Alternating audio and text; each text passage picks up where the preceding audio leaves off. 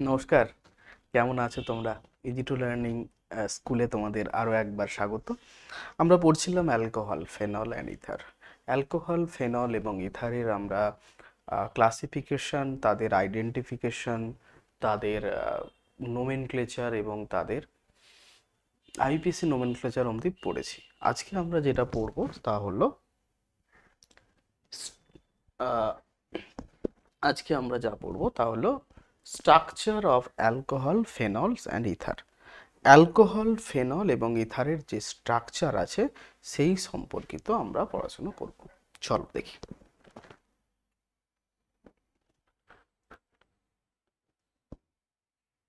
তাহলে প্রথম আমরা পড়ব অ্যালকোহল নিয়ে।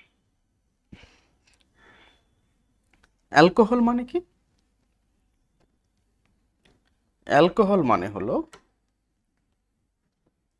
আর, মানে একটা অ্যালকাইল গ্রুপ থাকবে, কি থাকবে, ও থাকবে, তার সঙ্গে থাকবে হাইড্রোজেন এইচ। এই যে অক্সিজেন আছে, অ্যালকোহলিক গ্রুপের যে অক্সিজেন, সেই অক্সিজেনের হাইব্রিডাইজেশন কত? দেখো অক্সিজেনের কি জানি আমরা, দেখো দুটো বন্ড পেয়ার আছে, আর কি আছে, দুটো লোন পেয়ার আছে। তাহলে টোটাল স্টেরিক নাম্বার কত হচ্ছে? স্টেরিক নাম্বার দেখো পাচ্ছি 4। কি করে 4? দেখো দুটো পাচ্ছি আমরা বন্ড পেয়ার, প্লাস দুটো আমরা পাচ্ছি লোন পেয়ার, তাই জন্য এটা হচ্ছে স্টেরিক নাম্বার 4।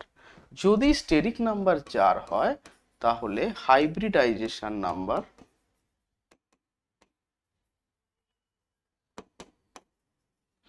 কত? হাইব্রিডাইজেশন নাম্বার হবে 4। তাহলে এর হাইব্রিডাইজেশন হবে sp3।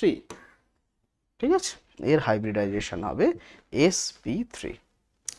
এইবার কথা হলো, যদি এটা sp3 হয় তাহলে এর শেপ হওয়ার কথা, এর শেপ কি হবে? জিওমেট্রি হবে টেট্রাহেড্রাল শেপ। ঠিক আছে, টেট্রাহেড্রাল হওয়ার কথা। যদি এটা টেট্রাহেড্রাল হয় তাহলে দেখো এই যে অ্যাঙ্গেল আর ও এইচ, এই অ্যাঙ্গেলটা হওয়ার কথা 109°28'। যেহেতু এটা টেট্রাহেড্রাল, কিন্তু বাস্তবে কি দেখা যায়, এর ভ্যালুটা হচ্ছে লেস দ্যান, এটা নিয়ারলি হয়ে যায় 108°র কাছাকাছি। কেন এটা হচ্ছে?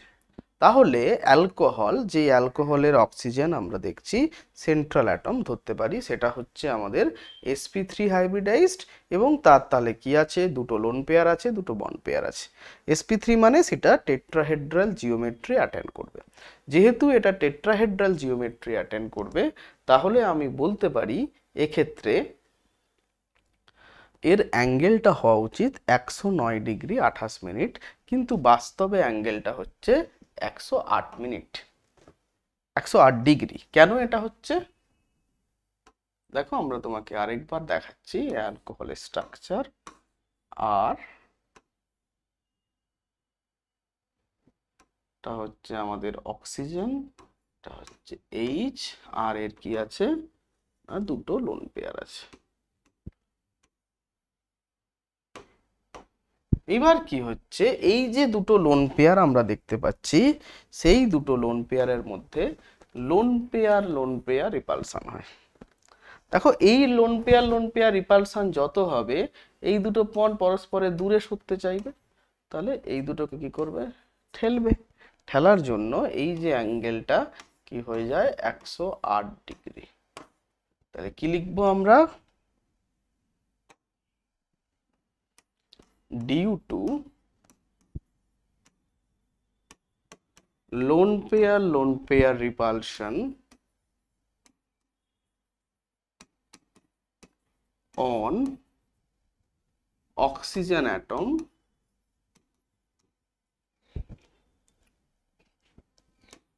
COH bond angle will be less দেন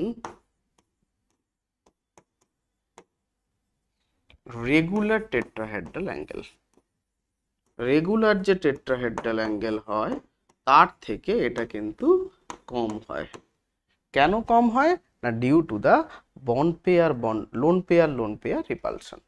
ঠিক আছে, ক্লিয়ার? দেখো এই কথাটাই এখানে লেখা আছে। আর দেখো এবার আমরা যদি এর বন্ড লেন্থ গুলো দেখি, বন্ড লেন্থ কি আছে, বন্ড লেন্থ দেখো এই যে সিও বন্ডটা হচ্ছে 142 পিকোমিটার, আর ওএইচ বন্ডটা হচ্ছে 96 পিকোমিটার। কারণ ও আর এইচ এর মধ্যে কি হয় না, ওএইচ বন্ডটা অক্সিজেনের ইলেকট্রোনেগেটিভিটি বেশি, সে ওএইচ বন্ডের যে ইলেকট্রন যে পেয়ারটা, বন্ড পেয়ারের যে ইলেকট্রন থাকে নিজের দিকে টেনে নেয়। তাহলে কি হয়, অক্সিজেনের মাথায় পার্সিয়ালি পজিটিভ চার্জ, এর মাথায় অক্সিজেনের মাথায় পার্সিয়ালি নেগেটিভ চার্জ, আর এর মাথায় পার্সিয়ালি পজিটিভ চার্জ সৃষ্টি হয়। তাহলে ইলেকট্রোস্ট্যাটিক ইন্টারঅ্যাকশনের জন্য বন্ড লেন্থটা কি হয়, ছোট হয়। ব্যাস, এটা আমরা বলতে পারি। এবার দেখো আরো বলা আছে, এক্ষেত্রে যদি carbon oxygen atom is sp2 hybridised, sp3 hybridise, এর সাথে যে কার্বন গুলো অ্যাটাচ থাকে, দেখো কার্বন সেটাও চারটে sigma, sigma sigma sigma sigma, চারটে সিগমা, তাই জন্য এটাও sp3 হাইব্রিডাইজড। আর বলা আছে HCOH, এই যে বন্ড অ্যাঙ্গেলটা সেটা কত হয় না 108.9 ডিগ্রি। সেটা কি না রেগুলার যে টেট্রাহেড্রাল অ্যাঙ্গেল সেটা কত হওয়া উচিত না 109 ডিগ্রি 28 মিনিট, তার থেকে কি হয়, ছোট হয়। কেন ছোট হয়, due to the repulsion between the unshared electron pair on oxygen. এটাই আমি তোমাদের একটু আগেই বলেছি, অক্সিজেনের মাথায় যে লোন পেয়ার আছে, এই যে লোন পেয়ার আছে, সেই লোন পেয়ার রিপালশনের জন্য কি হয়, এই যে বন্ডটা যেটা হওয়া উচিত ছিল 109 ডিগ্রি, তারা কিছুটা কাছাকাছি চলে আসে, যার জন্য কি হয়, অ্যাঙ্গেলটা হয় 108 ডিগ্রি 108.9 ডিগ্রি। ক্লিয়ার?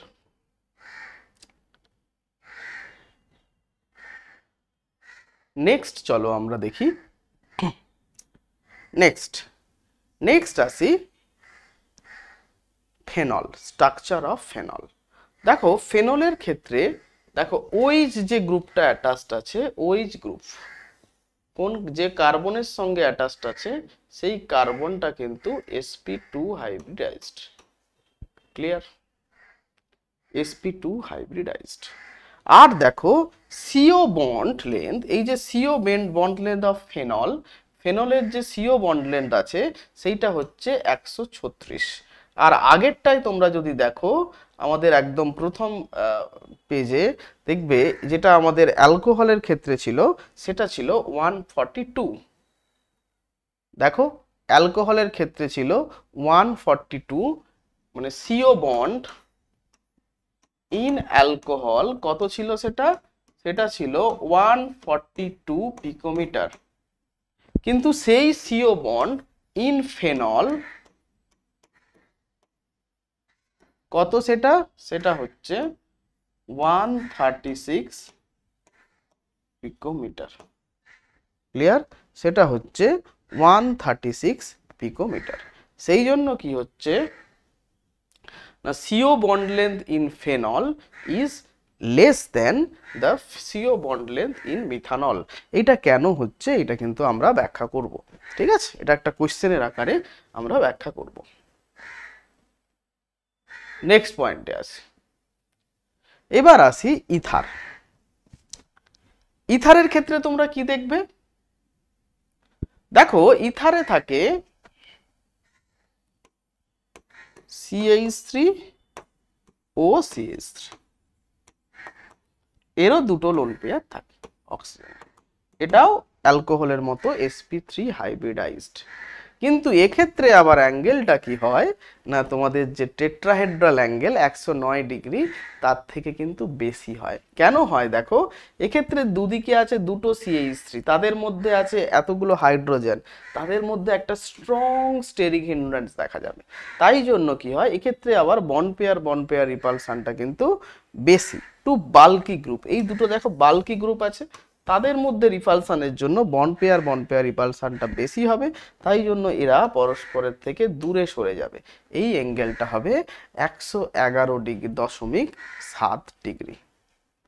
ঠিক আছে, দেখো লেখা আছে the bond angle is slightly greater than the tetrahedral angle due to the repulsion interaction between two bulky group. দেখো দুটো বাল্কি গ্রুপ আছে, দেখো কি আছে না দুটো বাল্কি গ্রুপ, তাদের মধ্যে ইন্টারাকশনের জন্য এই অ্যাঙ্গেলটা কি হয় না, এই যে অ্যাঙ্গেলটা হয় সেটা হলো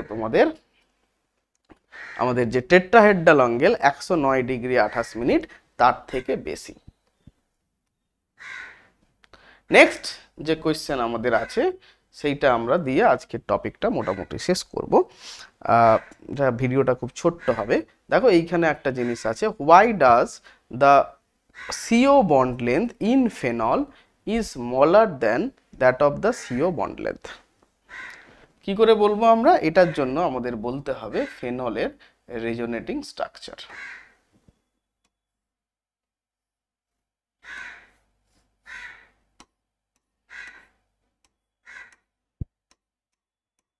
কি আছে? ফেনলের লোন পেয়ার আছে, সেই লোন পেয়ারটা কি করবে, এই যে বেনজিন রিংয়ের সঙ্গে রেজোনেন্সে পার্টিসিপেট করবে। দেখো আমরা কি পাচ্ছি এখান থেকে,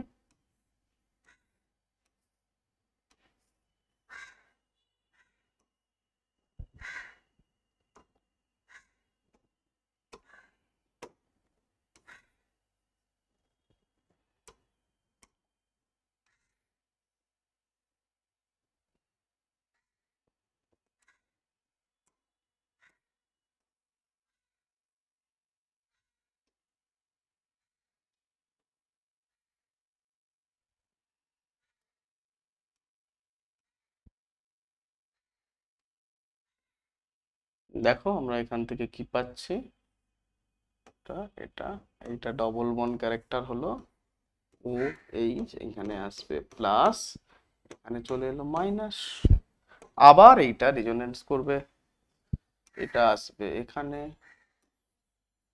মাইনাস চার্জটা আসবে এখানে, তাহলে এখান থেকে কি হবে, আরো একটা রেজোনেটিং আমরা স্ট্রাকচার পাবো, হচ্ছে এরকম।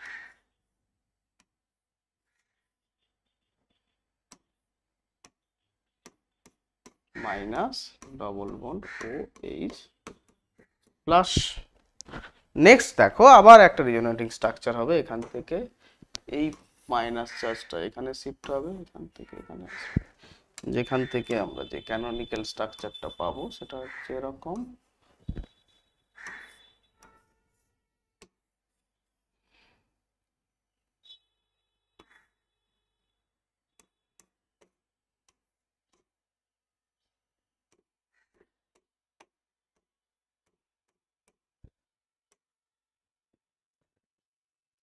ঠিক আছে, লাস্ট রেজোনেটিং স্ট্রাকচার হবে, লাস্ট যে রেজোনেটিং স্ট্রাকচার পাবো এটা হচ্ছে এখান থেকে, সরি দেখো লাস্ট যে রেজোনেটিং স্ট্রাকচার পেলাম সেটা হচ্ছে এরকম।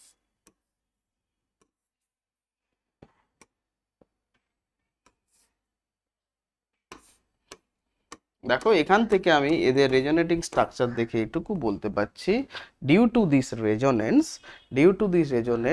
যে এই যে সিও বন্ডগুলো হচ্ছে তারা কি হচ্ছে পার্সিয়ালি ডবল বন্ড ক্যারেক্টার, কি হচ্ছে না তারা হচ্ছে পার্সিয়ালি ডবল বন্ড ক্যারেক্টার, সেই জন্য তারা কি হচ্ছে আমাদের না এদের যে বন্ড লেন্থটা সেটা অ্যালকোহলের থেকে কম হয়, কারণ অ্যালকোহল এরকম ফর্ম করতে পারে না। ঠিক আছে, চলো আমরা স্ট্রাকচার অফ অ্যাটম দিয়ে আজকের এই structure of ether alcohol phenol এগুলোকে আমরা ক্লাসিফাই করলাম। এটাকে ক্লাসিফাই করে আমরা সরাসরি চলে যাব পরের ভিডিওতে, সেখানে আমরা প্রিপারেশন অফ অ্যালকেন দিয়ে শুরু করব।